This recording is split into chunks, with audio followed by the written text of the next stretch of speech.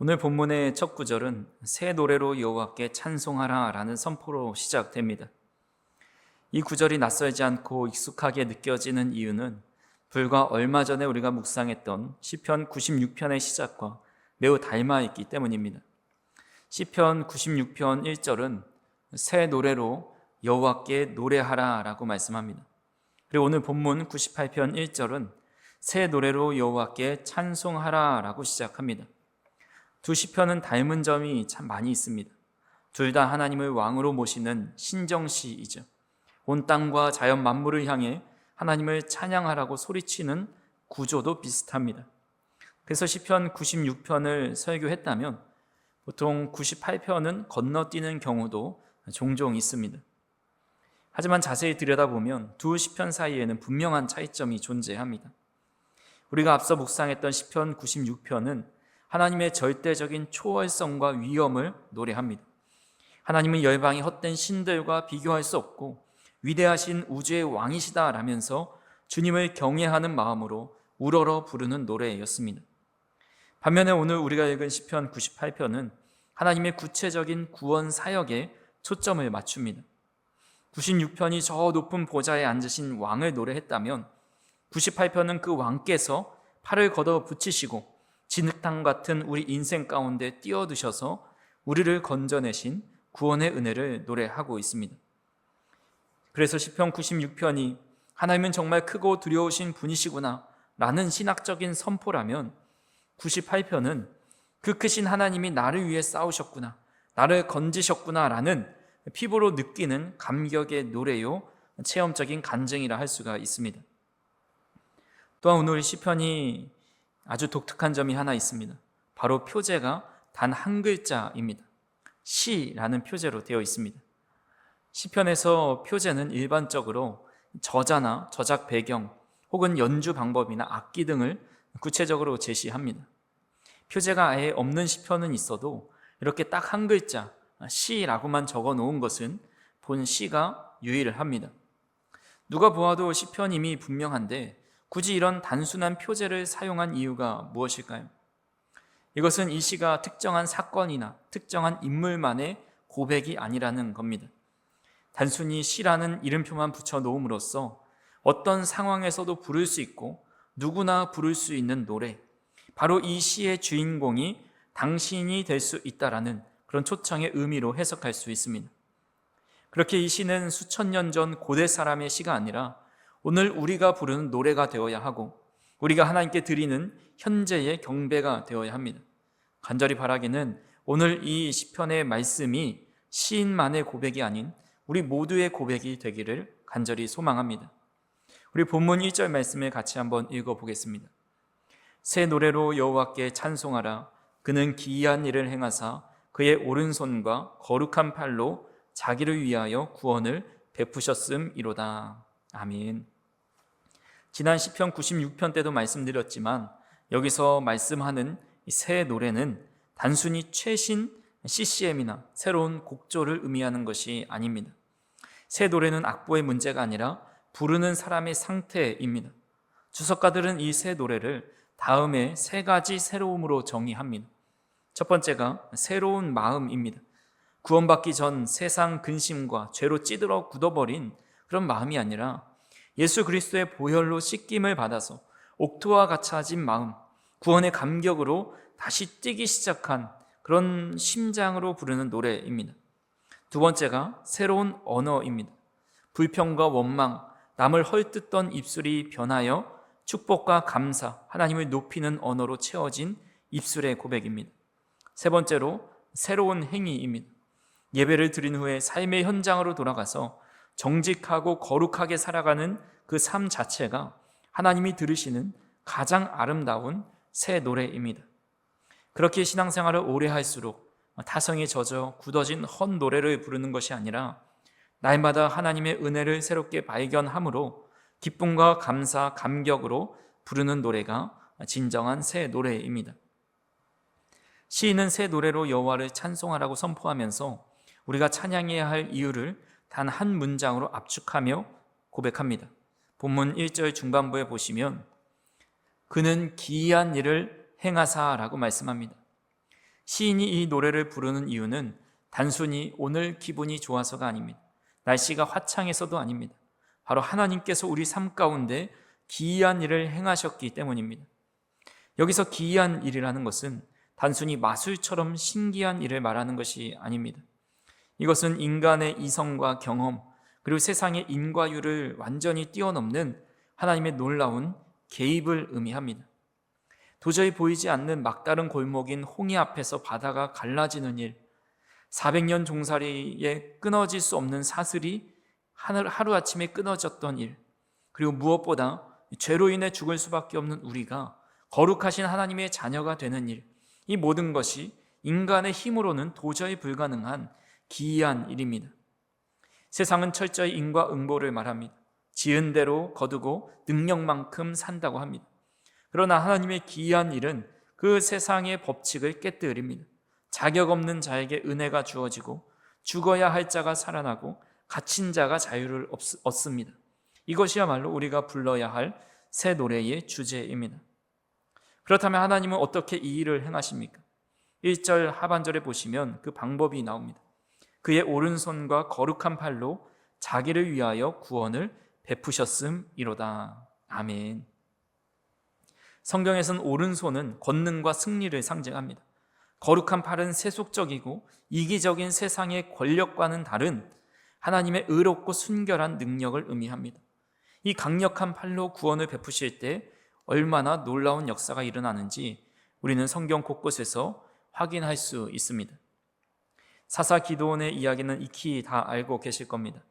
미디안의 14만 5천 명 대군 앞에 선 기드온에게 하나님은 군사가 너무 많다, 다 돌려보내시면서 고작 300명만 남기십니다. 300명으로 13만 5천 명의 대군을 상대하는 것은 인간적인 계산으로는 자살 행위나 다름이 없습니다. 하지만 하나님은 그 300명 그대로 미대한 군대와 싸우게 하십니다. 그러면서 사사기 7장 2절을 통해서 그 이유를 이렇게 말씀하십니다.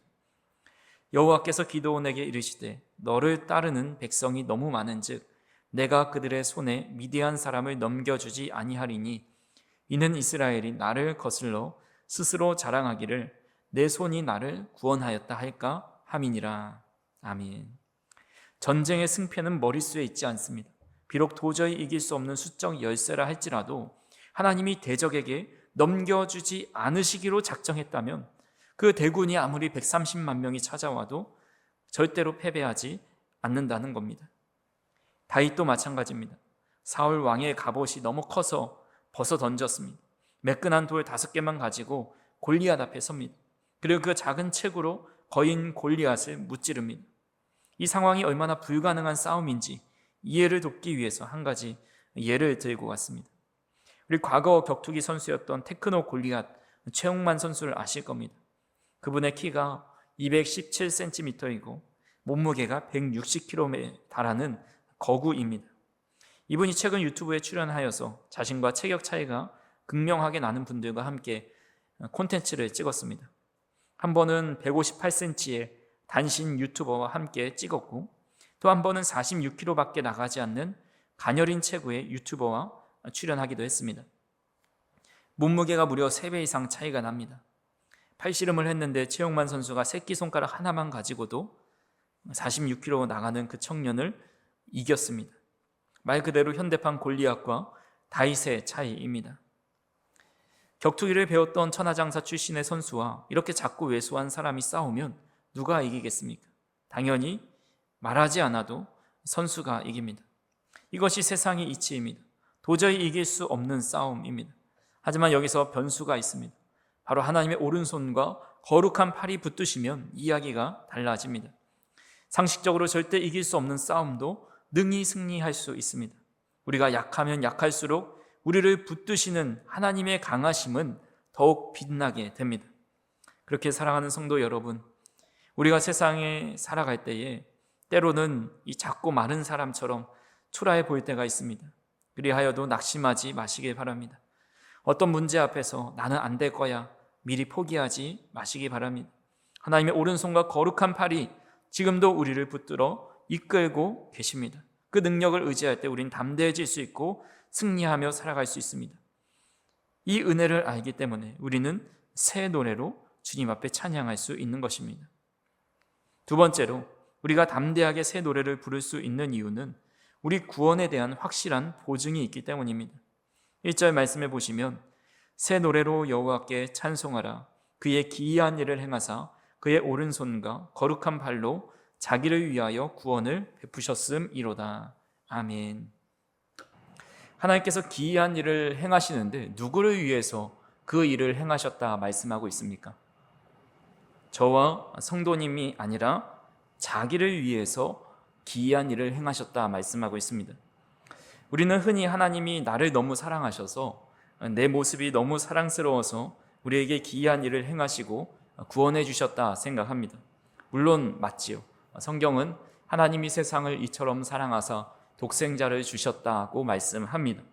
하지만 본문은 자기를 위하여 하나님 자신을 위해서 구원을 베푸셨다 말씀합니다. 이것은 하나님이 자기 중심적이거나 이기적인 분이란 뜻이 아닙니다. 이것은 하나님께서 자신의 명예와 이름을 걸고 우리를 구원하셨다라는 뜻입니다. 이스라엘의 출애굽 여정을 보시면 지도를 하나 보시면 이 람셋을 출발해가지고 이 숫꽃과 에담을 거쳐서 홍해를 건넙니다. 그리고 수르 광야와 신 광야를 거쳐서 르비딤에서 아말렉과 전쟁을 치르고 시내산에 도착을 합니다. 이 일이 약 3개월 동안에 이루어집니다. 3개월 동안 하나님께서는 이스라엘 백성들에게 물을 주시고 만나와 메추라기를 먹이시고 전쟁에서 승리하게 해주십니다.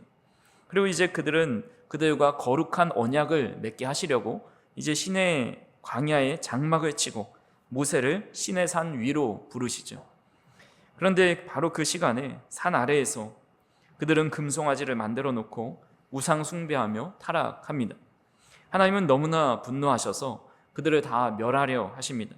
그때 모세가 하나님께 어떻게 기도했는지 출애굽기 32장 11절에서 12절에 나와 있습니다. 같이 한번 읽어보겠습니다. 모세가 그의 하나님 여호와께 구하여 이르되 여호와여 어찌하여 그 큰 권능과 강한 손으로 애굽 땅에서 인도하여 내신 주의 백성에게 진노하시나이까. 어찌하여 애굽 사람들이 이르기를 여호와가 자기의 백성을 산에서 죽이고 지면에서 진멸하려는 악한 의도로 인도에 내었다고 말하게 하시려 하나이까. 주의 맹렬한 노를 그치시고 뜻을 돌이키사 주의 백성에게 이 화를 내리지 마옵소서. 아멘. 모세가 하나님 앞에 중보기도할 때에 하나님이 이 백성이 얼마나 안타깝습니까? 얼마나 착합니까? 그래도 하나님 바라보는 하나님의 백성이지 않습니까? 라고 기도하지 않습니다. 이 백성의 목이 뻣뻣하고 죄를 지었다라는 사실을 모세는 인정하면서 모세가 붙잡은 것이 바로 하나님의 이름과 하나님의 명예였습니다. 하나님, 만약 여기서 이들이 다 죽게 되면 세상 사람들이 뭐라고 말하겠습니까? 여호와라는 신이 능력이 없어서 그들을 광야로 이끌어 내놓고 결국은 다 죽였다고 조롱하지 않겠습니까? 주의 거룩한 이름을 위해서 주께서 맹세하신 그 언약을 위해서 뜻을 돌이켜 달라고 기도하고 있습니다. 그 기도를 통해서 하나님께서 놀랍게도 또 뜻을 돌이키셔서 그들을 용서하여 주십니다. 그래서 하나님 자신을 위하여 하나님의 이름이 이방인들에게 조롱거리가 되지 않기 위해서 용서하시고 구원하신다, 그 구원의 길을 열어주신다라는 것이 바로 오늘 본문이 말하는 자기를 위하여 구원을 베푸셨다라는 말씀의 진정한 의미입니다. 만약 하나님께서 우리의 자격을 보고 구원을 해준다고 했다면 우리는 그 구원받을 자격이 없지만 하나님의 명예와 뜻을 위해서 그렇게 우리에게 행하신 그 구원을 변치 않도록 이끌어 주신다라는 겁니다. 이 놀라운 은혜의 원리가 오늘 본문 3절에 절정을 이룹니다. 같이 한번 읽어보겠습니다. 그가 이스라엘의 집에 베푸신 인자와 성실을 기억하셨으므로 땅끝까지 이르는 모든 것이 우리 하나님의 구원을 보았도다. 아멘. 여기서 인자는 언약에 기초한 이 변함없는 사랑을 의미합니다. 헤세드, 우리가 시편에서 자주 등장하는 헤세드라는 단어이죠. 이 성실은 한번 하나님께서 약속하신 것은 절대 파기하지 않으시는 그 신실한 하나님을 의미합니다. 그러니까 하나님께서 자기를 위하여 구하신다는 것은 하나님께서 맺으신 그 언약을 인자하심과 성실하심으로 기억하고 지키신다라는 뜻입니다. 이 기억한다라는 말이 얼마나 무서우면서도 은혜로운 말씀인지 모릅니다. 이스라엘은 광야에서 수없이 하나님을 잊어버렸습니다. 금송아지를 만들 때도, 물이 없다고 원망할 때도 그들은 하나님의 은혜를 다 까먹어 버렸습니다. 하지만 하나님은 단 1초도 그들을 잊지 않으셨습니다. 아브라함과 맺으신 약속, 다윗에게 주신 언약을 기억하고 계십니다.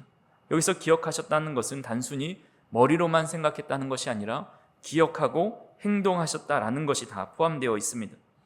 그래서 이스라엘 백성들이 포로로 잡혀가 나라가 망하게 되었을 때에 그들은 하나님이 우리를 잊어버리셨다라고 통곡했지만 사실 하나님은 그들을 잊지 않으시고 인자와 성실을 기억하고 계셔서 70년이 찬 뒤에 다시 고국으로 돌아오게 하십니다.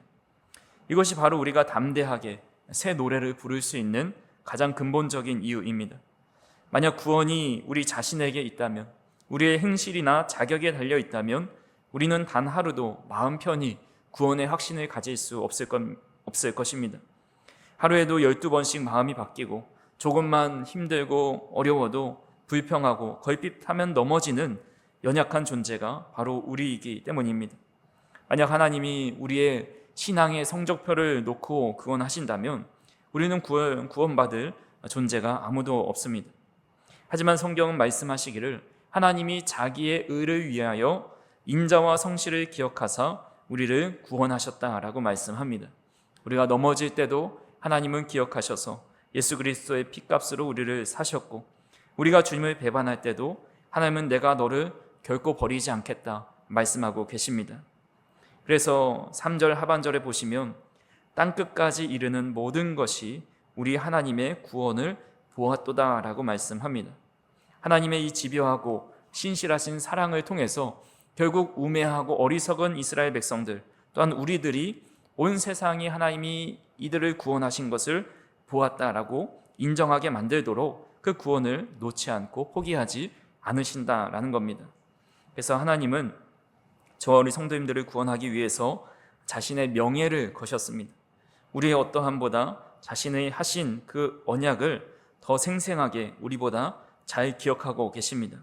이 확실한 보증이 믿어질 때에 우리는 구원에 대한 흔들림 없는 믿음을 가지고 감사와 기쁨을 가지고 새 노래로 주님을 노래할 수 있다라는 것입니다. 마지막으로 이토록 놀라운 이 구원의 보증을 손에 얻었다면 그에 따르는 행동이 또 반응이 어떠해야 할까요? 오늘 본문 4절에서 6절에 이렇게 말씀합니다. 같이 한번 읽어보겠습니다. 온 땅이여 여호와께 즐거이 소리칠지어다. 소리내어 즐겁게 노래하며 찬송할지어다. 수금으로 여호와를 노래하라. 수금과 음성으로 노래할지어다. 나팔과 호각 소리로 왕이신 여호와 앞에 즐겁게 소리칠지어다. 아멘. 오늘 본문을 보니까 수금과 나팔과 호각이라는 악기가 등장합니다.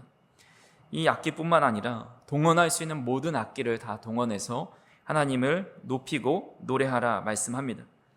즐거이 소리치다라는 이 히브리어는 단순히 찬양대가 아름다운 목소리로 화음을 맞춰 노래를 부르는 것을 의미하지 않습니다. 이 단어의 원뜻은 전쟁에서 승리했을 때 군인들이 목이 터져라 지르는 승리의 함성을 의미합니다. 또한 위대하신 왕이 행차하실 때 백성들이 길가에서 터뜨리는 환호성과 같습니다.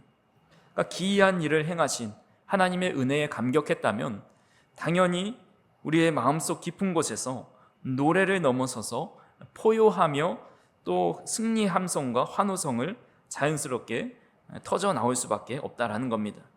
구원의 감격이 내 안에서 우리를 가만히 있지 못하게 만들고 입술에서 또 마음속에서 우러러 나오는 그 기쁨의 찬송을 힘차게 부를 수밖에 없다라는 겁니다. 하지만 우리는 이 말씀을 읽으면서 마음 한구석에 조금 불편한 마음이 들 수가 있습니다. 우리의 현실을 보면 이런 찬양을 드릴 수 있는 형편이 못 되지 않나 생각하기 때문입니다. 성경에 보니까 나팔을 불고 수금을 타고 또 호각 소리로 이렇게 웅장하게 하나님을 높이고 찬양하라고 하는데, 우리 교회 형편을 보면 오케스트라는커녕 또 제대로 된 반주자도 또 화려한 조명도 뛰어난 음악가도 없는데 우리가 어떻게 이렇게 화려하고 웅장한 찬양을 드릴 수 있습니까? 라고 생각이 들 때가 있습니다. 우리의 눈에 보이는 환경만 보면 참 초라할 수밖에 없죠. 세련된 찬양팀도 없고 우리의 목소리는 투박하고 음정도 맞지 않을 때가 많이 있습니다. 그래서 위축되기도 합니다. 그러나 우리가 이미 아시는 대로 하나님은 음악을 들으시는 것이 아니라 우리의 마음과 중심을 보시는 분이십니다. 하나님은 음악적으로 완벽한 찬양을 원하시는 것이 아니라 우리의 마음을 다하여 주님께 경배하는 우리의 진짜 마음과 또 생각을 들으시는 또 보시는 분이십니다. 그래서 오늘 본문 7절과 8절에서 하나님이 진짜 원하시는 찬양이 무엇인지, 세상에서 가장 웅장한 찬양대가 누구인지를 알려줍니다. 우리 7절과 8절을 같이 한번 읽어보겠습니다. 바다와 거기 충만한 것과 세계와 그 중에 거주하는 자는 다 외칠지어다. 여호와 앞에서 큰 물은 박수할지어다. 산악이 함께 즐겁게 노래할지어다. 아멘. 바다에 파이프 오르간이 있습니까? 또 굽이치는 강물에 수금이나 나팔이 있습니까? 거대한 산들이 마이크를 잡고 화음을 맞춰 노래합니까? 하나도 없음에도 불구하고 하나님은 이 자연의 노래를 보면서 기뻐하십니다. 그들은 아무런 악기가 없지만 자신들이 가진 것으로 찬양하는 겁니다. 바다는 거대한 파도를 가지고 서로를 부딪혀 박수를 치며 찬양하고, 또 산들은 바람에 흔들리는 나뭇가지와 또 여러 가지 새소리들이 합쳐져서 하나님을 노래합니다. 그들에게는 인위적인 악기가 없지만 하나님이 지으신 그 존재 자체로 악기가 되어서 하나님을 높이고 있는 것입니다. 이것이 온 우주가 드리는 거대한 교향곡이라고 할 수가 있습니다. 하나님이 우리에게 원하시는 것도 바로 이것입니다. 비싼 악기, 또 화려한 연주, 또 뛰어난 음악가, 이런 것이 없어도 괜찮습니다. 하나님이 가장 기뻐하시는 악기는 나무나 쇠로 만든 악기가 아닙니다. 구원의 감격으로 심장이 뛰는 그 심장 소리가 하나님 앞에는 가장 큰 북소리가 되는 것이고, 은혜에 감사하며 손뼉치는 이 두 손이 하나님 앞에 가장 아름다운 심벌이 되는 겁니다. 그리고 주님을 사랑한다고 고백하는 우리의 마음을 담은 입술의 고백이 천사의 나팔보다 아름다운 소리가 되는 겁니다. 교회에 어떤 오케스트라 단원이 있고 어떤 전공자가 있고 찬양팀이 몇 명인지는 중요하지 않습니다. 하나님은 실력이 아니라 중심을 보시고 우리가 북이 되고 나팔이 되고 하나님의 악기가 되기를 원하십니다.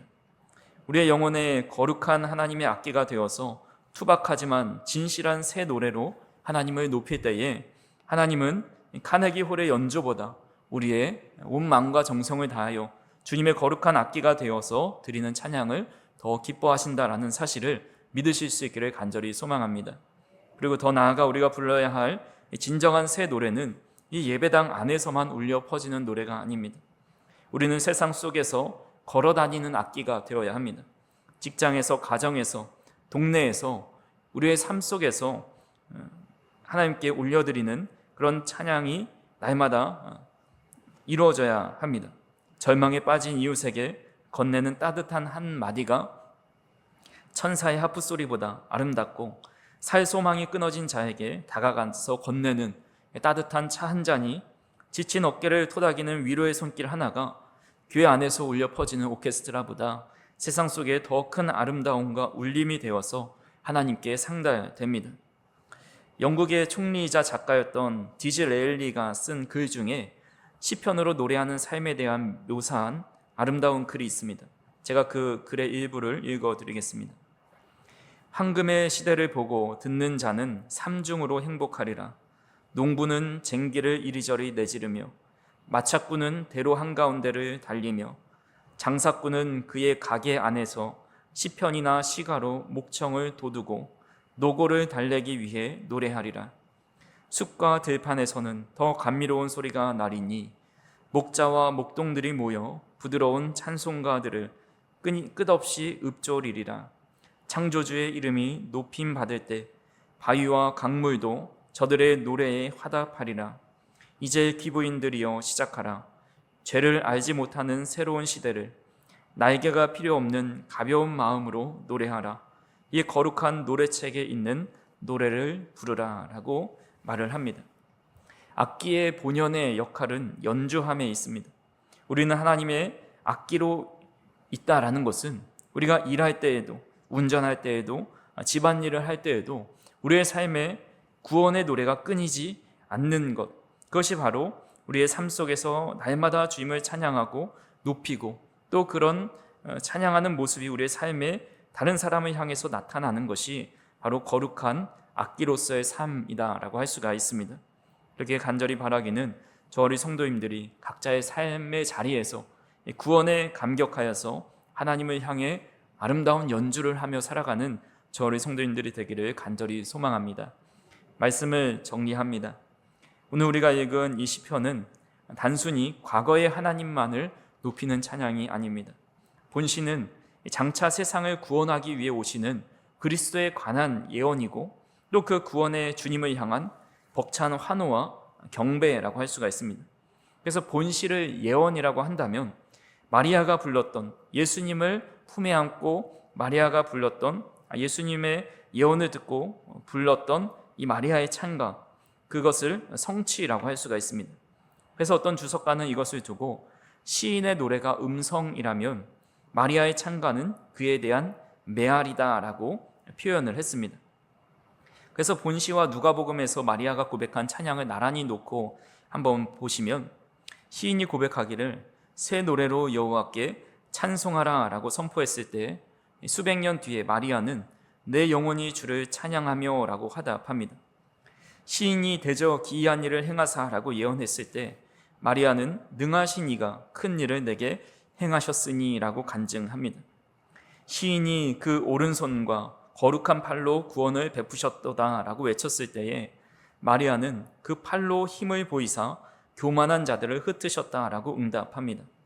그리고 시인이 인자와 성실을 기억하셨다 라고 노래했을 때 마리아는 그 종 이스라엘을 도우사 긍휼히 여기시고 기억하셨다 라고 고백합니다. 결국 우리가 오늘 이 새 노래로 찬양할 수 있는 가장 궁극적인 이유는 바로 하나님이 행하신 가장 기이한 일의 실체가 바로 하나님께서 독생자를 우리에게 보내주셔서 구원을 주신 귀한 십자가의 사랑 때문입니다. 시편 기자는 멀리서 그 구원을 바라보며 노래했고 마리아는 그 구원을 몸으로 체험하며 노래했습니다. 이제 그 바통을 오늘을 살아가는 우리가 받아야 합니다. 그래서 이 금요기도의 자리가 그 구원의 메아리가 울려 퍼지는 자리, 또 우리의 예배의 모든 자리가 구원의 감격을 가지고 주님 앞에 새 노래로 노래 부르는 자리, 하나님을 경배하는 자리, 또 우리의 삶의 일상의 자리에서 하나님의 거룩한 악기가 되어서 세상에 주님의 사랑과 아름다움을 연주하는 그런 삶을 살아갈 수 있는 저희 성도님들이 되기를 간절히 소망합니다.